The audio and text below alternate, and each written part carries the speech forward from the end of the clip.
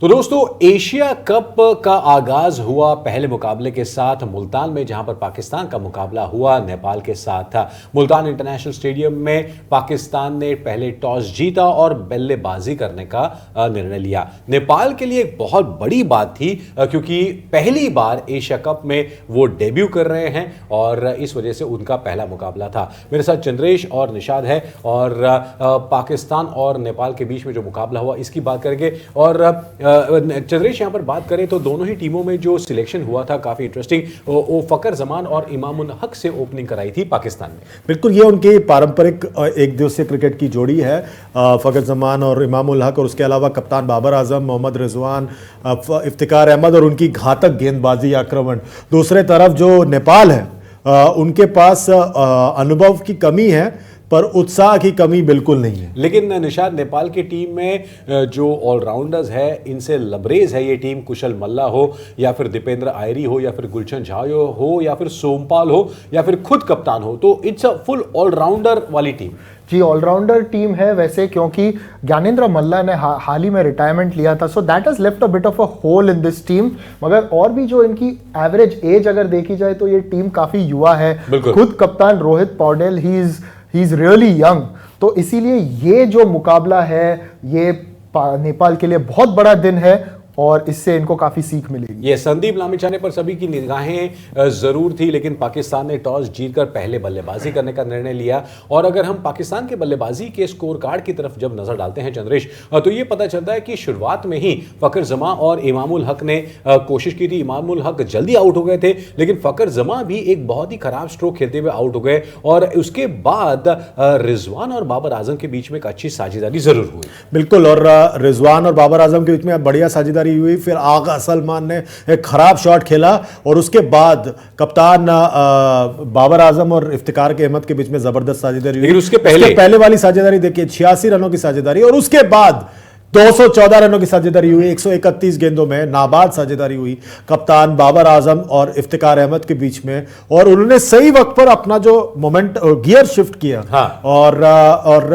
उसके वजह से पाकिस्तान एक जबरदस्त स्कोर खड़ा कर पाया। यहां पर पहले 150 रन बनाने में समय लगाया पाकिस्तान ने, लेकिन आखिर के जो 150 रन थे वो तो बहुत जबरदस्त बने।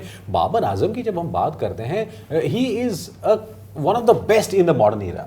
एब्सोल्युटली, इनफैक्ट हाल ही में जिस तरीके से उन्होंने बल्लेबाजी की है सारे फॉर्मेट में, माइल्स अहेड ऑफ अदर्स। और ये typical Babar Azam wagon wheel लग रहा है कि सब जगह रन मारे हैं, almost equal distribution between the two sides.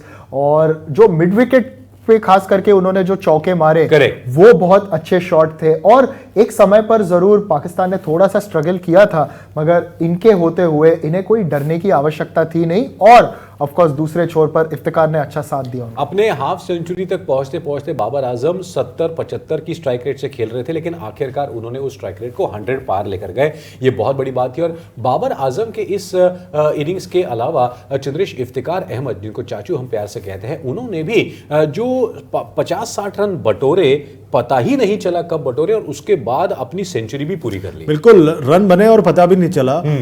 उन्होंने 11 चौके मारे और 4 छक्के मारे, और ज्यादा रन उन्होंने ऑफ साइड पर बनाए हैं। हाँ। और उसकी वजह से क्या हुआ कि वो सही वक्त पर वो मोमेंटम दे पाए पारी को, जिसकी वजह से बाबर आजम को भी एक राहत की सांस मिली, क्योंकि वो अपने हिसाब से खेल सकते थे। फिर बहुत बड़ी बात थी, इफ्तिकार ने अपनी सेंचुरी पूरी कर ली, बाबर ने अपने 150 पूरे कर लिए, इन दोनों ने मिलकर 200 भी पूरे कर लिए और पाकिस्तान को 300 के पार भी पहुंचा दिया। और आखिरकार जो नेपाल की गेंदबाजी की अगर हम बात करें तो थोड़ी सी दिक्कत और उनको सीख का सामना करना ही पड़ेगा, क्योंकि नेपाल की गेंदबाजी एक उनका एक डायनामिक्स है जिसको उनके ऊपर काम करना पड़ेगा। उस गेंदबाजी पर एक नजर डालते हैं। इफ्तिकार अहमद ने 109 रन बनाए जरूर 71 गेंदों में, और उनके 44% रन जो है वो लेग साइड पर आए थे। इस तरीके से पाकिस्तान ने 343 रन बनाए। और नेपाल की गेंदबाजी पर जब हम नजर डालते हैं तब सोमपाल की अगर बात करें तो उनको 2 विकेट जरूर मिले।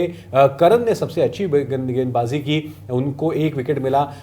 Lalit Rajvanshi was the pick of the bowler. Absolutely, क्योंकि 34 डॉट बॉल डाले, 48 रन दिए, सिर्फ 48 रन 10 ओवर में, विकेट नहीं मिला, मगर उन्होंने काफी प्रश्न पूछे बल्लेबाजों से। ओवरऑल बाकी खिलाड़ियों को जरूर विकेट मिले, जैसे कमी, करण केसी और लमीचाने, मगर रन भी बाद में उनको काफी पड़ने लग गए। लमीचाने की शुरुआत अच्छी हुई थी, मगर फिर बीच में उन पर इतने रन पड़े कि उनकी पूरी इकोनॉमी रेट ही खराब हो गई। So big learning experience, big learning curve for Nepal. ये 7 गेंदबाजों का इस्तेमाल किया नेपाल ने, लेकिन कुल मिलाकर 342 रन बनाए पाकिस्तान ने 6 विकेटों के नुकसान पर, उसमें 10 एक्स्ट्रास थे। और अब जब फॉलो विकेट्स देखें तो देखो 25 पर 2 थे, 111 पर 3 और 124 पर 4, लेकिन उसके बाद से इफ्तिकार और बाबर ने पूरा काया पलट कर दिया। बिल्कुल पूरी तरह से उन्होंने पलट कर दिया और जबरदस्त बल्लेबाजी की दोनों ने मिलकर, और उसी की वजह से यहां पर 343 रनों का लक्ष्य था नेपाल के सामने। और यह बहुत बड़ा लक्ष्य था क्योंकि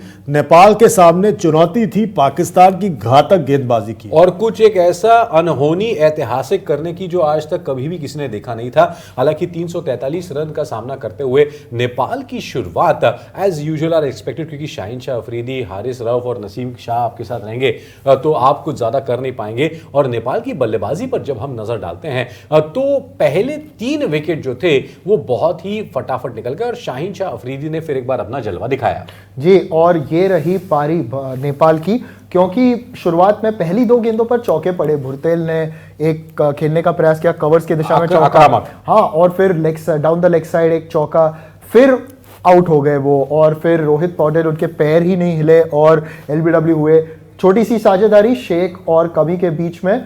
और अच्छा, ये जो अलावा शेख और सोमपाल के बीच में जो साझेदारी हुई, that was a 50+ partnership, 59 runs. yes, Yes, the 59 only commendable partnership for Nepal. Absolutely only commendable partnership for Nepal, क्योंकि उसके अलावा जो विकेट्स बाद में लगातार गिरे उससे जो है पाकिस्तान ने बड़ी जीत हासिल की। और एक बार उनके बॉलिंग कार्ड की तरफ देखते, क्योंकि 5 गेंदबाजों का इस्तेमाल किया, was almost easy work. Shadab Khan जो कि कप्तानी कर रहे थे, Babar Azam of the field गए थे, 4 विकेट लिए उन्होंने, 27 रन के लिए, माफी चाहता हूं, 27 रन के लिए। और हारिस रऊफ ने 2 विकेट लिए, 16 रन दिए। शाहीन शाह अफरीदी ने जो 2 विकेट लिए थे वो तो पहले ही ओवर में लिए थे, और शादाब के 4 विकेट अंत में उन्होंने फटाफट निपटा दिया। और वो जो एक 50 रन की साझेदारी छोड़े चंद्रेश, तो उसके अलावा ज्यादा कुछ था नहीं।